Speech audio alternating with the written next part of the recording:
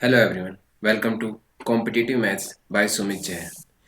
ये परसेंटेज की हमारी सीरीज का पार्ट 4 रहेगा, जिसमें हम income, expenditure and salary and wages से रिलेटेड क्वेश्चंस करेंगे। इससे पहले वाले 3 पार्ट हम परसेंटेज पे जो बना चुके हैं, मैं होपफुली ये एक्सपेक्ट कर रहा हूँ कि आपने वो तीनों पार्ट्स देख लिए होंगे, क्योंकि हमारी ये सीरीज पूरी कंटिन्यूटी में चल रही है। अगर आप डायरेक्ट पार्ट 4 में आएंगे, अगर आपके बेसिक्स अच्छे तो आप डायरेक्ट समझ सकते हैं, नहीं है तो आपके लिए बहुत ज़रूरी होगा कि आप पार्ट 1, 2, 3 देख के ही पार्ट 4 को देखें। तो ये पार्ट स्टार्ट करते हैं। और जैसे कि हमारा मैथ अभी तक का प्रोसेस रहा है, हम क्वेश्चन 1 से स्टार्ट करेंगे और साथ साथ में पूरी थ्योरी को कवर करेंगे। ठीक है, तो हम पहला क्वेश्चन लेते हैं। The income of C is 20% more than B's and income of B is 25% more than A's. Then by how much percent is C's income more than A's? C की आय B की तुलना में 20% अधिक है और B की आय A की तुलना में 25% अधिक है। पता लगाए कि C की आय A की तुलना से कितने प्रतिशत अधिक है। तो इसमें हम लोग, जैसे कि पहले हमने पिछले ही पार्ट में किया है, परसेंटेज को हमने फ्रैक्शन में कह लो या फिर रेशियो में लिखना है। तो लिखते हैं हम 20%। 20% की फ्रैक्शन वैल्यू 1/5 होती है। तो क्या बोला था, इनकम ऑफ सी इज 20% मोर, यानी सी की इनकम 20% मोर है बी से। तो यानी बी की इनकम 5 है तो सी की इनकम 6 है। पहला रेशियो हमारा ये बनेगा, फ्रैक्शन रेशियो बन गया। सी रेशियो भी 6:5 में आएगा। सिमिलरली सेकंड केस है 25% वाला। 25% की फ्रैक्शन होती है 1/4। बोला क्या होता है, income of B is 25% more than A. B ratio A, अगर ए की 4 है तो बी की 5 है। ये एक दूसरा रेशियो बन गया। Then by how much percentage C's income more than A. यहाँ पर भी बी की 5 है, यहाँ पर भी बी की 5 है, तो हमें चेंज करने की कोई ज़रूरत है ही नहीं। तो सी की कितनी है 6 और बी ए की कितनी है 4। तो हमारा क्या आ गया, सी अपॉन ए निकालेंगे तो ये 6/4 बन जाएगा। ठीक है, आप इसको शॉर्टेस्ट फॉर्म में लिखेंगे तो 3/2 आ जाएगा। ठीक है, by how much percentage C is income more than A. C की इनकम ए की इनकम से कितनी ज़्यादा है, कितनी ज़्यादा है, 1 यूनिट ज़्यादा है। और ए के रिस्पेक्ट में पूछा है तो रिस्पेक्ट में ए के, और परसेंटेज को निकालने के लिए मल्टीप्लाई बाय 100 कर देंगे तो ये इससे कट जाएगा 50। ठीक है, और 50% हमारा आंसर हो जाएगा। तो आपको ये चीज़ें अब निकालनी नहीं है। कोई भी चीज़ 2 से 3 हो रही है तो सिंपल पता लग रहा है कि 50% बढ़ रही है, तो आप ये डायरेक्ट टिक करेंगे। यही चीज़ें आपकी जो होंगी, आपकी कुछ सेकंड्स बचाएगी, जो आपको पेपर को टाइमली कंप्लीट करने में हेल्प करेगी। आपको टाइम जो हमेशा बोलते रहते हैं कि हर चीज़ में कैलकुलेशन कैसे तेज करनी है, स्पीड कैसे बनेगी, सिर्फ और सिर्फ स्टेप्स को आपको स्किप करना आना चाहिए, ना कि हर चीज़ को आप एक एक चीज़ को लिखें। ठीक है, डायरेक्ट स्किप करके यहीं से आप 50% टिक कर देंगे तो आपके पास यहीं इसी की 2 सेकंड बच गई। तो ऐसे ही आप 2-2 सेकंड, 5-5 सेकंड क्वेश्चंस की बचाएंगे तो आपका टाइम पेपर में बचेगा। तो नेक्स्ट क्वेश्चन देखते हैं। A person gave 20% of his income to his elder son, 30% of the remainder to his younger son, and 10% of the balance he donated to a trust. He is left with rupees 10,080. His income was। ए व्यक्ति ने अपनी आय का 20% अपने छोटे बड़े बेटे को दिया, शेष का 30% छोटे बेटे को दिया, 10% शेष राशि उसने एक ट्रस्ट को दान कर दी। वह 10,080 के साथ छोड़ दिया गया है। उनकी आय थी। तो आप इसमें से, आप जैसे कोई भी चीज़ को अगर 100 लीजिए, तो इसमें से बोला गया है कि वो 20% उसने अपने एल्डर सन को दे दिया। मान लो उसने 20 ही दे दिया।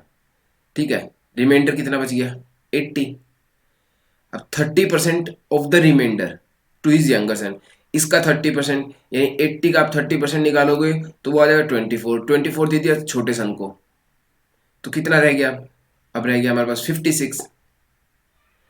अब इस 56 का 10% उसने डोनेट कर दिया, तो 5.6 तो उसने डोनेट कर दिया, रह कितना गया 5.6 इंटू 9 टाइम्स, क्योंकि टोटल 10 टाइम्स है। ठीक है, मैं इसको ऐसे लिख सकता हूँ, कोई दिक्कत तो नहीं होगी। और इस अमाउंट की वैल्यू हमें दी हुई है 10080। ठीक है, तो यहाँ से हम 1 यूनिट की वैल्यू निकाल लेंगे।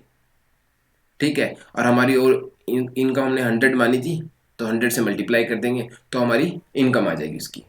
ये एक मेथड हो जाएगा, मगर इस मेथड को हम फॉलो नहीं करेंगे। ठीक है, इस मेथड को हम यहाँ पर फॉलो नहीं करेंगे, तो इसलिए मैं आपको बता देता हूँ कि हम किस मेथड को फॉलो करेंगे।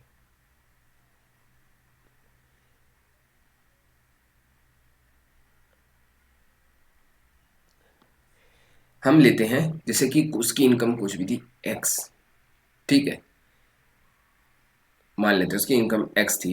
अब उसने बोला 20% he gave to his older son, तो उसने अगर 20% दे दी तो फ्रैक्शन से देखते रहेंगे हम हर चीज।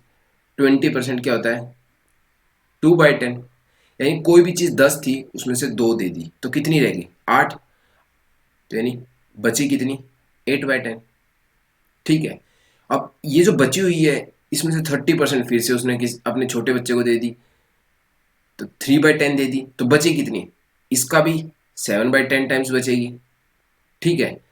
अब फिर जो है अब उसका भी 10% इसने डोनेट कर दिया एक ट्रस्ट में, 10% कितना एक 1/10, तो रिमाइंडर कितना बचेगा 9/10 बच जाएगा, ठीक है। और ये जो रिमाइंडर बचा हुआ है इसकी वैल्यू हमें दी हुई है 10080, ठीक है।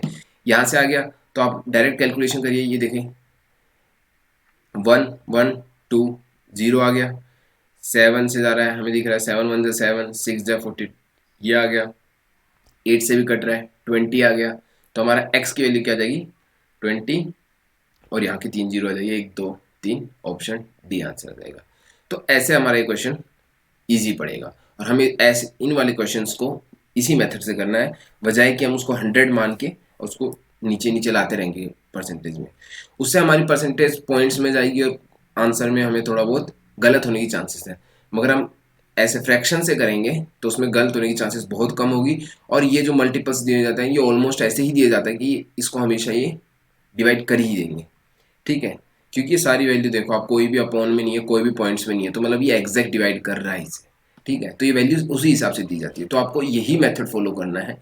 और ये मेथड मैंने कैसे लिखा है, तो आप अगर आपको क्वेश्चन एक बार में समझ गया तो वेल एंड गुड, अगर नहीं आया है तो आप इस वीडियो को रिवाइंड करके देखने की कोशिश करिए कि मैंने ये सब लिखा कैसे है ये पूरा, ठीक है। और इक्वल टू में ये, क्योंकि ये जो जितना रिमेंडिंग अमाउंट था वो हमें दिया हुआ है 1080 के equal.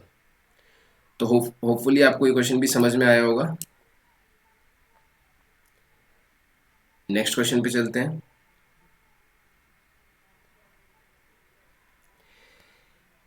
The monthly income of a person was rupees 13,500 and his monthly expenditure was rupees 9,000. Next year, his income increased by 14% and his expenditure increased by 7%. Find the percentage change in saving. इस वाले question को मेरा लेने का एक मकसद है कि मैं आपको एक और चीज़ इससे समझाना चाहता हूँ। कोई भी क्वेश्चन हमें इस टाइप में दिखेगा जिसमें हमें एक्सपेंडिचर इनकम इंक्रीज दिया हुआ है, एक्सपेंडिचर इंक्रीज दिया हुआ और सेविंग का परसेंटेज इंक्रीज पता चाहिएगा, तो इन वैल्यूज का उसमें कोई रोल नहीं होगा।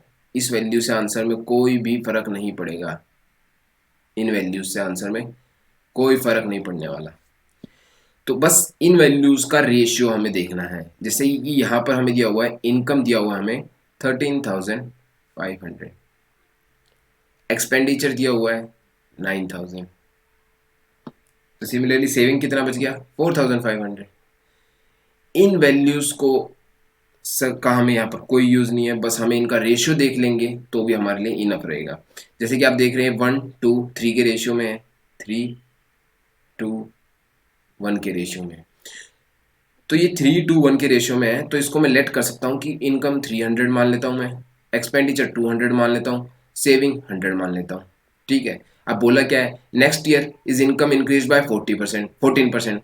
अब 300 मानते ही 14%, तो डायरेक्ट 42 आ जाएगा। मैंने आपको कल भी समझाया था, मैंने इसको 300 ही क्यों माना, क्योंकि देखो आप 300 का जब आपको 14% निकालना पड़ेगा, 14% निकालेंगे तो अपॉन 100 लगेंगे, ये दोनों जीरो कट जाएगी, 13 3 42।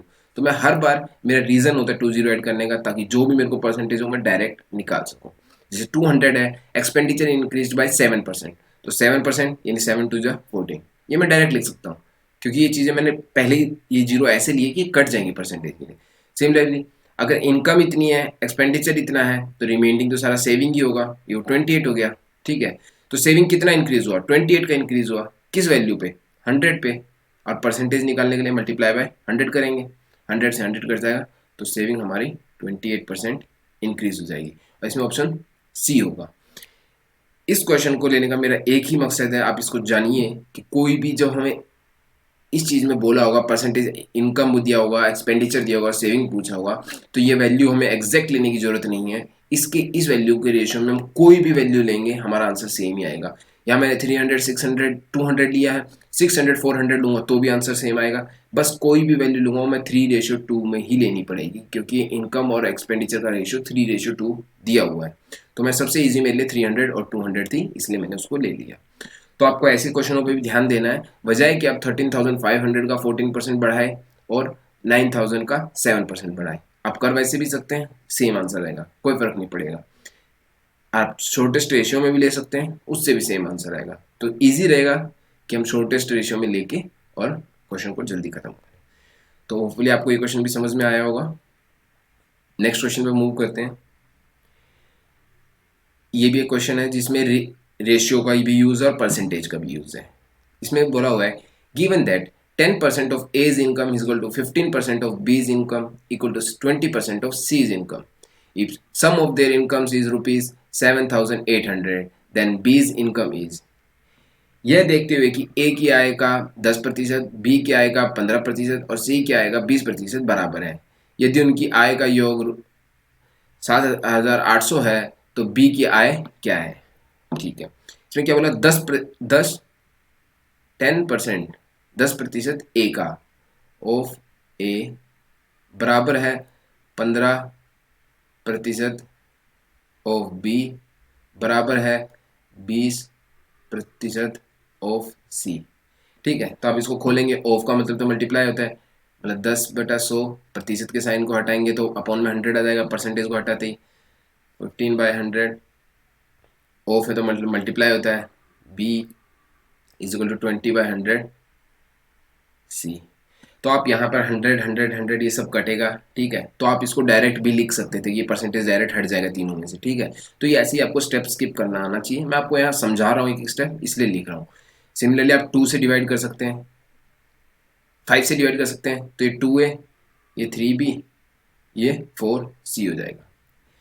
अब क्या है कि 2A equal to 3B equal to 4C, तो यहाँ से जब आप A/B/C निकालेंगे, वो कैसे निकलेगा, आप इन सबका एलसीएम ले लीजिए। एलसीएम कितना आएगा, 12, तो यहाँ पे भी 12 लिखिए।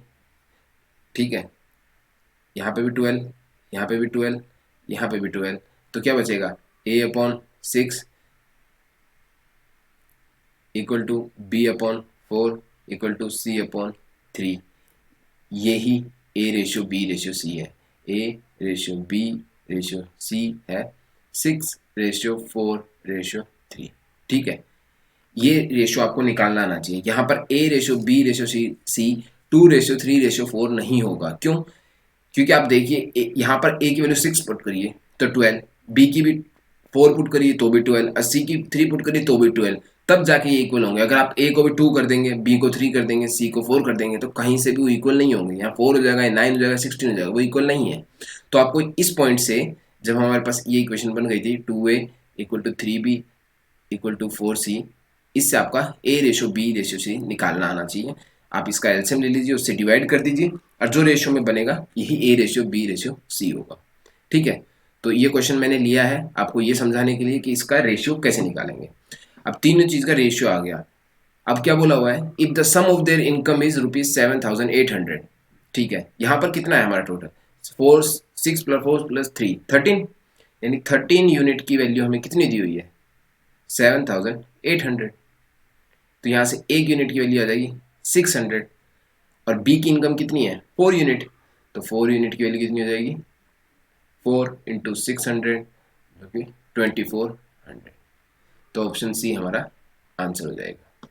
तो आपको ये क्वेश्चन में ये समझना है कि इस पॉइंट से हम रेशियो में कैसे जाएंगे, और रेशियो के बाद इक्वेट करके हमारी एक एक यूनिट की वैल्यू आ जाएगी। इससे हमें ए की इनकम पूछे, बी की पूछे, सी की पूछे, जिसकी पूछेंगे हम बता देंगे। तो ये इक्वेशन है। नेक्स्ट क्वेश्चन लेते हैं। The allowance of a employ constitute 165% of his basic salary. ठीक है, उसकी कोई भी एक बेसिक सैलरी है, अगर वो 100 है तो उसका अलाउंस है बेसिक का 165%, यानी 100 का 165% यानी अलाउंस है 165 रुपीज, ये बोला गया है। If he receives 11,925 rupees as gross salary. ठीक है, अगर हमने किसी चीज़ का बेसिक 100 माना तो अलाउंस 165 होगा। अब इसको शॉर्टेस्ट उसमें आप लिखोगे 5 से डिवाइड करेंगे तो 20, ये हो जाएगा 33। ये बेसिक है, ये अलाउंस है, तो हमारी ग्रोस सैलरी कितनी बन रही है, बेसिक प्लस अलाउंस यानी 53। मतलब अगर मेरी बेसिक सैलरी 20 है तो मेरी ग्रोस सैलरी 53 है, मगर 53 की वैल्यू हमें दी हुई है, यानी 53 यूनिट की वैल्यू हमें दी हुई है 11,925 रुपीज़।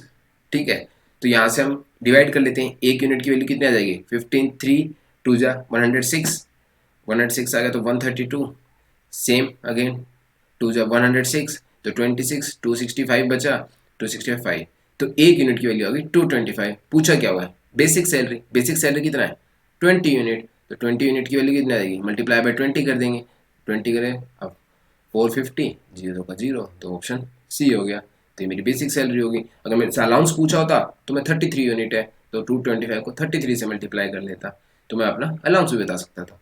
तो आपको देखना है आप किस फॉर्म में, अगर आप इसको लेके करोगे तो आपकी वैल्यूज बड़ी बड़ी बनेगी, ठीक है, वो भी लास्ट में डिवाइड ही होगी। तो आप शॉर्टेस्ट में लिखेंगे तो आपकी वैल्यूज छोटी छोटी जाएंगी और ईजी रहेगा कैलकुलेशन में।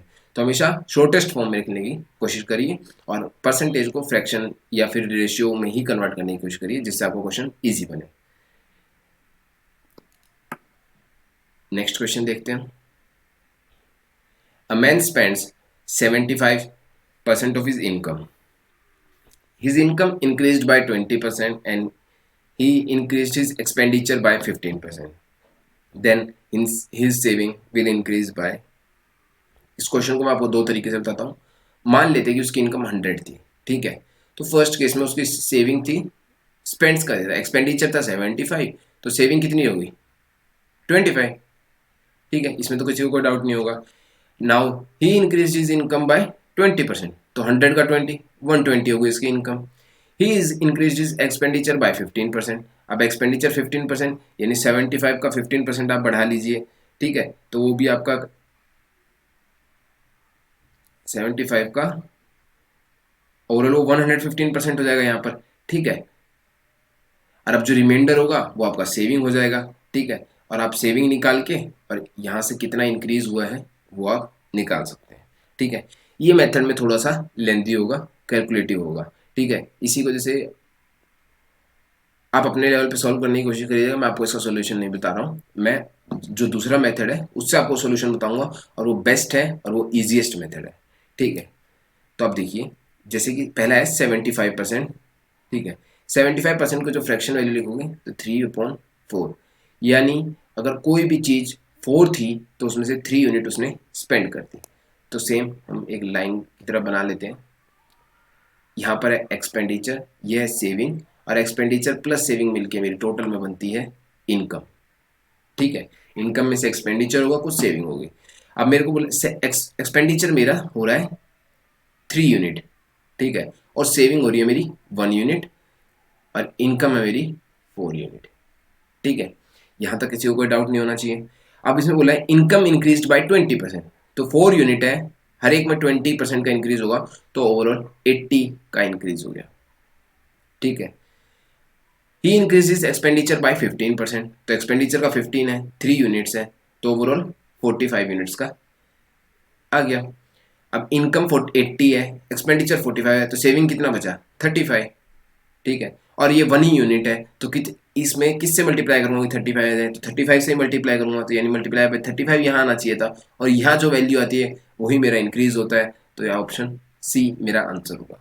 तो आप देख सकते हैं कि यहाँ से कैसे ईजी पड़ेगा, और यहाँ पर आप 3/4 लिख के, ठीक है, 25/4 लिख के फिर इसमें से माइनस करेंगे, जो वैल्यू आएगी यहाँ पर आएगी, फिर आप इसमें से इंक्रीज निकालेंगे, तो आपका ये पॉइंट्स में और बड़ा कैलकुलेटिव जाएगा।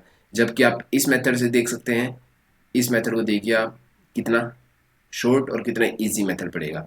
ये 35 आप ऐसे समझिए कि यहाँ पर इंक्रीज 20 हुआ था, मल्टीप्लाई किया था तब ये वैल्यू आई, यहाँ 15 हुआ था, मल्टीप्लाई किया था तब ये वैल्यू आई, और यहाँ 35 का इंक्रीज हुआ है, तो किस चीज़ से मल्टीप्लाई करेंगे 35 से करें तो वही हमारा इंक्रीज वैल्यू देगा, ठीक है। और इसमें अगर माइनस में होगा तो डिक्रीज वैल्यू होगा।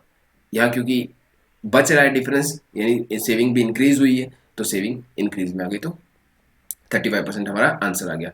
ये वाले क्वेश्चंस के लिए आपको प्रैक्टिस करनी पड़ेगी। आपके पास जितने भी क्वेश्चन आए हर एक क्वेश्चन को इस फॉर्मूले से ट्राई करने की कोशिश करिएगा, होना चाहिए सॉल्यूशन। नहीं भी होगा तो आप मेरे से जो मैं ईमेल आईडी शेयर करता हूँ आप उस पर क्वेश्चन दीजिए, मैं आपका आपका क्वेश्चन अगली वीडियो में इंक्लूड करूँगा और आपको दोनों मेथड से करके दिखाऊंगा। तो हम नेक्स्ट क्वेश्चन पे बढ़ते हैं। The salaries of A and B amounts to ₹40,000। ठीक है, ए प्लस बी दोनों की सैलरी का सम दिया हुआ है हमें ₹40,000।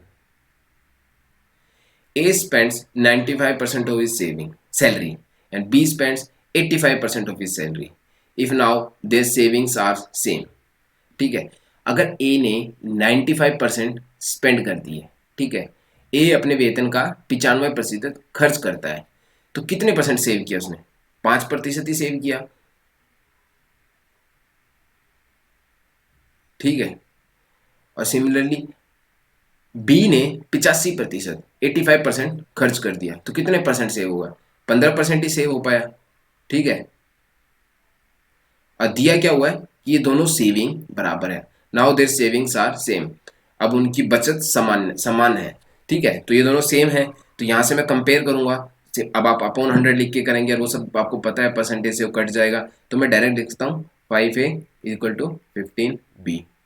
तो A अपॉन बी की वैल्यू आ जाएगी मेरी 15/5 यानी 3:1। ये मेरे पास रेशियो आ गया।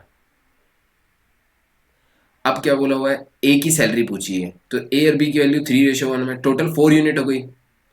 4 यूनिट की वैल्यू मेरे को 40,000 दी हुई है, तो एक यूनिट की वैल्यू 10,000। ए की सैलरी कितनी है? 3 यूनिट, तो ए की पूछी है तो 30,000। ऑप्शन बी हमारा आंसर हो गया। सिमिलरली बी की पूछी होती तो वो 1 यूनिट है, तो वो था 10,000 आंसर हो जाता।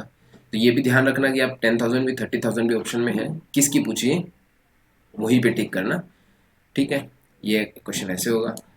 बस आपको ये समझना है कि अगर सेविंग बोला हुआ है तो सेविंग को कंपेयर करना है। सैलरी दिया हुआ है, ठीक है, 100% में माइनस कर देंगे तो सेविंग ही बचेगा। ठीक है, क्योंकि एक्सपेंडिचर दिया हुआ है, स्पेंड्स बोला हुआ है, तो बचा हुआ सेविंग ही होगा, और सेविंग को कंपेयर कर देना तो हमें रेशियो मिल जाएगा। रेशियो मिल जाएगा तो हमें टोटल सम भी दिया हुआ है, तो हम इंडिविजुअल सैलरी निकाल सकते हैं। नेक्स्ट क्वेश्चन करते हैं। 25% of 25% of annual salary of A is equal to 80% of annual salary of B. Monthly salary of B is 40% of the annual monthly salary of C.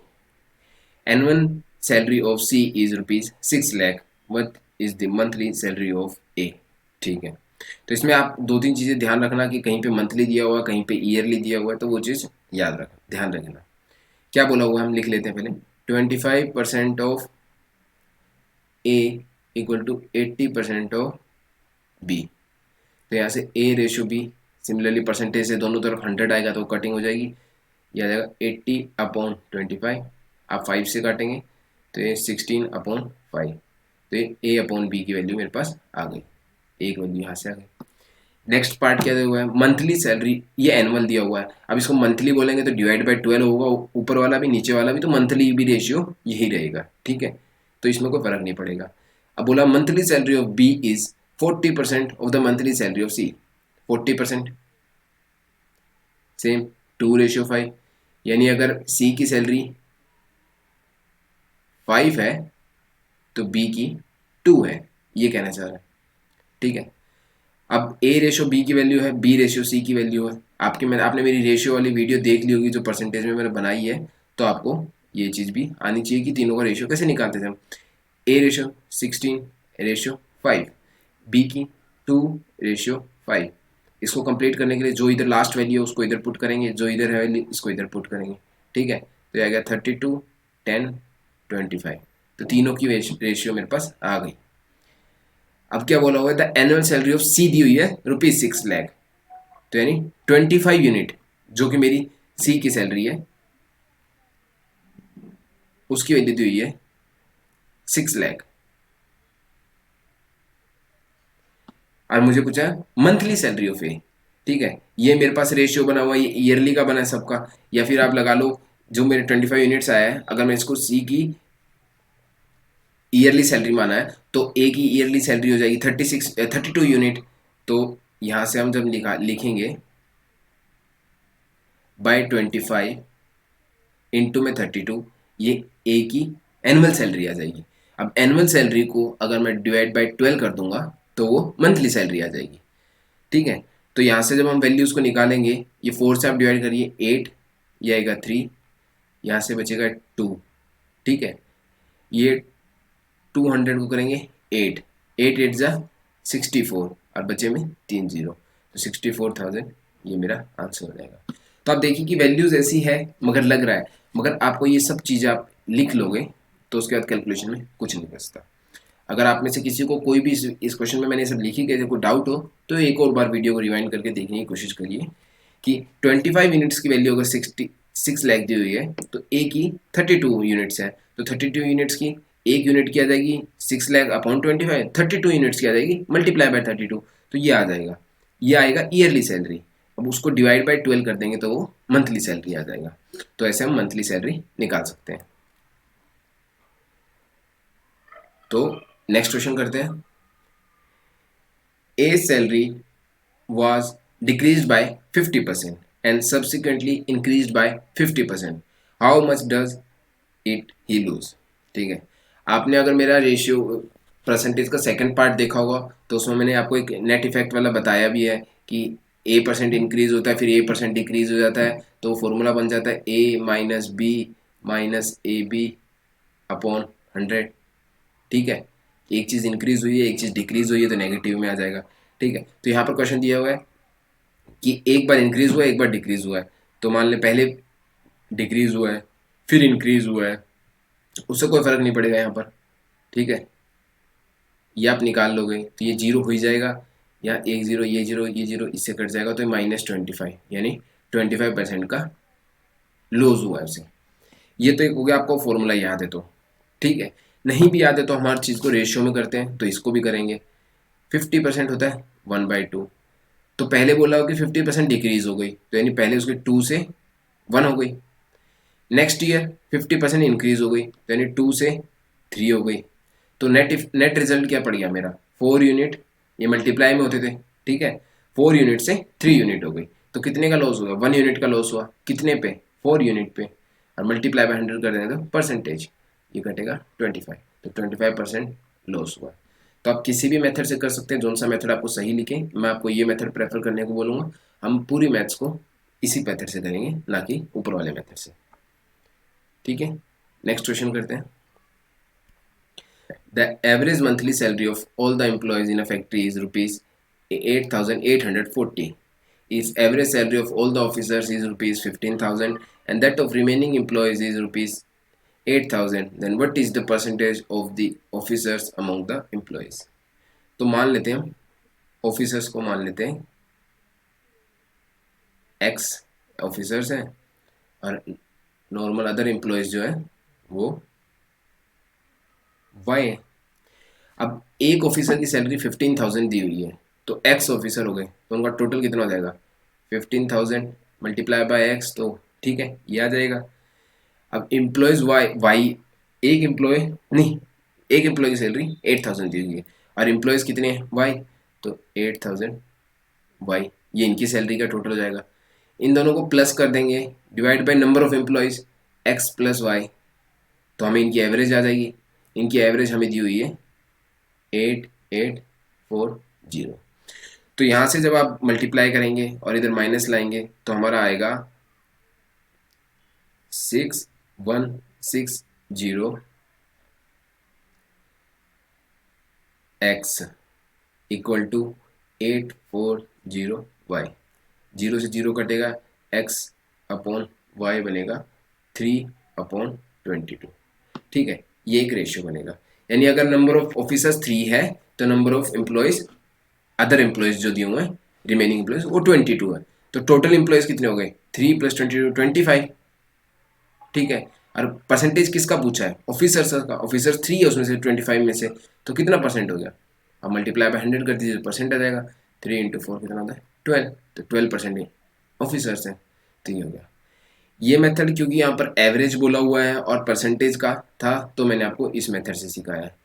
अब जैसे ही ये मिक्सचर एलिगेशन मैं आपको चैप्टर करवा दूंगा, तो उसके बाद ये क्वेश्चन वन लाइनर रहेगा। फिर भी आप में से जिसको मिक्सचर एलिगेशन आता हो वो, उसके लिए मैं थोड़ा सा रफ करके दिखा देता हूँ कि आपके पास 15,000 ऑफिसर्स है, रिमेनिंग एम्प्लॉयज़ आपके पास इनकी है एवरेज 8,000, और आपकी दोनों की एवरेज मिला के होती है 8840। ठीक है, तो मिक्सचर एलिगेशन में कैसे करते थे हम, इसमें से इसको सब्ट्रैक्ट करेंगे तो ये 840, इसमें से इसको सब्ट्रैक्ट करेंगे तो ये हमारा आएगा 6160। सेम वही चीज़ आ जाएगा। अब रेशियो निकालोगे तो ये आएगा 3:22। सेम चीज़ यहाँ से बनेगी। तो रेशियो भी यही इसी कॉन्सेप्ट से आया हुआ है। ये जो मिक्सचर एलिगेशन है, बस ये कि शॉर्टकट पड़ जाता है इससे। तो यहाँ से ऑफिसर रेशियो रिमेनिंग एम्प्लॉयज 3:22, तो टोटल एम्प्लॉयज कितने होंगे 25, 25 में से ऑफिसर कितने हैं 3, तो 3/25 मल्टीप्लाई बाय 100, सेम 12% यहाँ से आएगा। तो ये मिक्सचर एलिगेशन है। ये जब हम मिक्सचर एलिगेशन कराएंगे तो उसके ऊपर पूरा चैप्टर में पूरा डिटेल में बताएंगे, और उससे ही परसेंटेज के काफ़ी क्वेश्चन सॉल्व हो जाते हैं। तो ये कुछ क्वेश्चंस थे आज का, ये इस वीडियो का लास्ट क्वेश्चन रहेगा, और ये 2017 का मेंस का है। अच्छा क्वेश्चन है, आजकल तो ये प्री में भी आ रहे हैं ऐसे, तो इतना टफ नहीं है मगर ठीक क्वेश्चन है। A man's annual income has increased by rupees 5 lakh, but the tax on income that he has to pay has reduced from 12% to 10%. He now pays rupees 10,000 more income tax. What is his increased income in rupees lakhs? एक आदमी की वार्षिक आय में 5 लाख रुपए की वृद्धि हुई है, लेकिन उसकी आय पर कर 12% से घटकर 10% हो गया है। वह अब 10,000 रुपये अधिक आयकर का भुगतान करता है, तो उसकी बढ़ी हुई आय क्या है। मान लेते हैं हम उसकी इनिशियल इनकम एक्स थी, तो बढ़ी हुई इनकम कितनी होगी, एक्स प्लस 5 लाख। ये सब लैक्स में लिख रहा हूँ, ठीक है। जब एक्स प्लस 5 इस लैख पे वो 10% देता है, ठीक है, और एक्स लैख पे वो 12% देता है, और इन दोनों में डिफरेंस आ जाता है 10,000 रुपीज़ का। ये इक्वेशन बनेगी यहाँ से। तो यहाँ से कितना बनेगा आप देख लीजिए, एक्स है, ये 5 लाख है, तो एक्स पर 10% ऑफ एक्स, मैं लिख के बता देता हूँ पूरा, प्लस 5 लाख का 10% लेंगे तो कितना होगा 50,000, माइनस 12% ऑफ एक्स, इसकी वैल्यू आ जाएगी 10,000। तो यहाँ से आप करेंगे कैलकुलेशन, तो 40,000 ये आएगा 2% ऑफ एक्स की वैल्यू, तो एक्स की वैल्यू आ जाएगी 20,000, 1% की वैल्यू।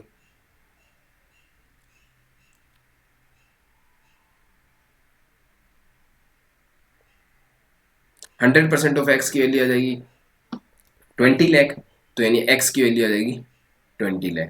तो जो सैलरी इनिशियल थी वो थी 20 लाख, और जो बढ़ने के बाद हो गई वो 25 लाख। इस टाइप के जो क्वेश्चंस होते हैं उसको आप इक्वेशन लिख के कर सकते हैं, नहीं तो दूसरा सबसे अच्छा मेथड रहेगा, आप डायरेक्ट ऑप्शन से जाइए।